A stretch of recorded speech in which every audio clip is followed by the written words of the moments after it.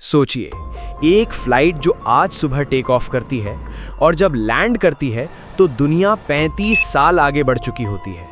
आपके लिए सिर्फ कुछ घंटे गुजरे होते हैं, लेकिन बाकी दुनिया के लिए पूरी जिंदगी। आज की कहानी कोई साईफाई मूवी नहीं, ये एक ऐसी मिस्ट्री है जो एविएशन हिस्ट्री को हिलाकर रख देती है। इस कहानी का नाम है फ्लाइट 914। 2 जुलाई 1955, न्यूयॉर्क का एयरपोर्ट। सुबह का वक्त। फ्लाइट 914 तैयार खड़ी है।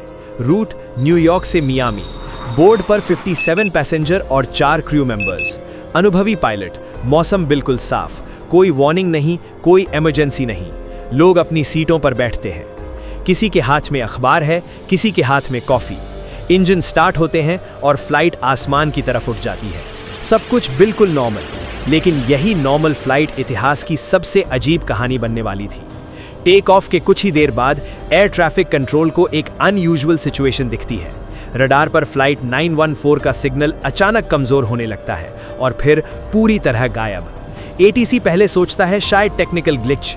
रडार दोबारा चेक किया जाता है, दूसरे सिस्टम से वेरीफाई किया जाता है, लेकिन सिग्नल वापस नहीं आता। रेडियो कॉल्स की जाती हैं, इमरजेंसी फ्रीक्वेंसीज ट्राई की जाती हैं, लेकिन कॉकपिट से कोई रिस्पॉन्स नहीं। मिनट घंटों में बदल जाते हैं और धीरे धीरे एक सच सामने आता है। फ्लाइट 914 गायब हो चुकी है। तुरंत इमरजेंसी डिक्लेयर होती है। US coast guard, navy, rescue helicopters सब एक्टिवेट हो जाते हैं। अटलांटिक ओशन के ऊपर एक्सटेंसिव सर्च ऑपरेशन शुरू होता है। दिन, हफ्ते, महीने समंदर का हर पॉसिबल एरिया स्कैन किया जाता है, लेकिन ना कोई रेकरेज मिलता है, ना ऑयल स्पिल, ना बॉडीज, ना प्लेन का कोई टुकड़ा। जैसे फ्लाइट हवा में घुल गई हो। आखिरकार अथॉरिटीज एक स्टेटमेंट जारी करती हैं। Flight 914 is presumed lost. Passengers के परिवार टूट जाते हैं। लोग अपनों को मरा हुआ मान लेते हैं। रिचुअल्स पूरे किए जाते हैं और ये केस एक कोल्ड फाइल बन जाता है। साल बीतते जाते हैं।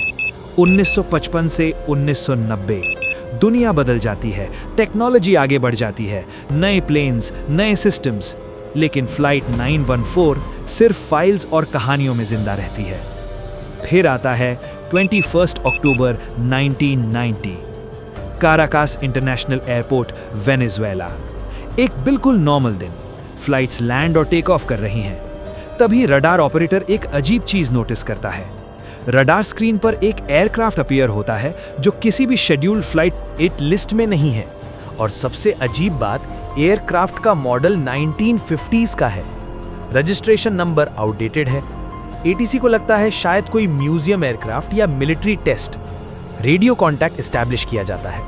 कॉकपिट से आवाज आती है। पायलट पूछता है, ये कौन सा एयरपोर्ट है? एटीसी जवाब देता है, काराकास इंटरनेशनल एयरपोर्ट। पायलट थोड़ा रुकता है, फिर पूछता है, और ये कौन सा साल चल रहा है? एटीसी बिना सोचे बोल देता है, 1990। रेडियो पर कुछ सेकंड की खामोशी छा जाती है। फिर पायलट की आवाज कांप जाती है, ये मजाक है, हम 1955 में मियामी जा रहे हैं। एटीसी ऑपरेटर्स शॉक में आ जाते हैं। उन्हें लगता है कोई प्रैंक कॉल है, लेकिन रडार डेटा, प्लेन के विजुअल्स सब रियल लग रहा है। कॉकपिट से फिर आवाज आती है। को पायलट घबरा कर बोलता है, क्या हम मर चुके हैं? पायलट बार बार पूछता है, हम कौन से साल में हैं? पैसेंजर्स को कुछ समझ नहीं आ रहा।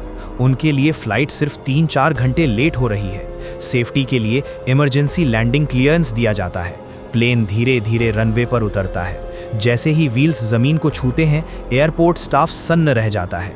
प्लेन बिल्कुल इंटैक्ट है, कोई डैमेज नहीं। पैसेंजर्स बाहर आते हैं। उनके कपड़े 1950 स्टाइल के, बैग्स पुराने डिजाइन के, करेंसी आउटडेटेड, और सबसे शॉकिंग बात, सब लोग बिल्कुल नॉर्मल और हेल्दी हैं। उनके लिए समय रुका हुआ था। जब अथॉरिटीज उन्हें बताती हैं कि 35 साल बीत चुके हैं, पायलट का मेंटल ब्रेकडाउन हो जाता है।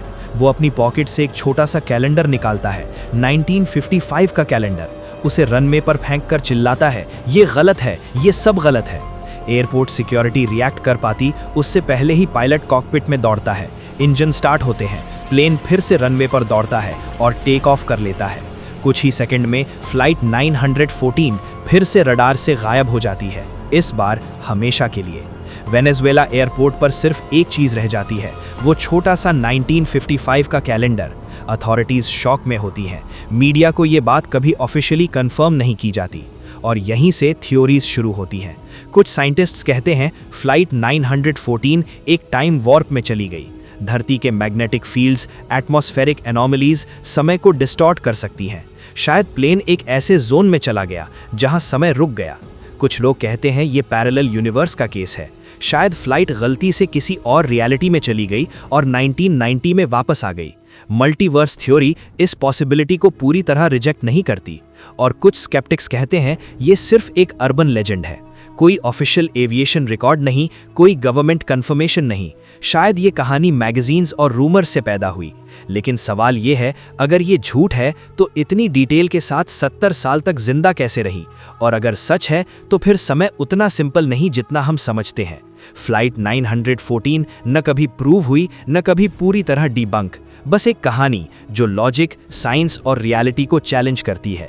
और अब सवाल आपसे, अगर आप उस फ्लाइट में होते और आपको मौका मिलता, क्या आप वापस आना चाहते या फिर उसी वक्त में ही रहना पसंद करते जहां सब कुछ नॉर्मल था? सोचिए।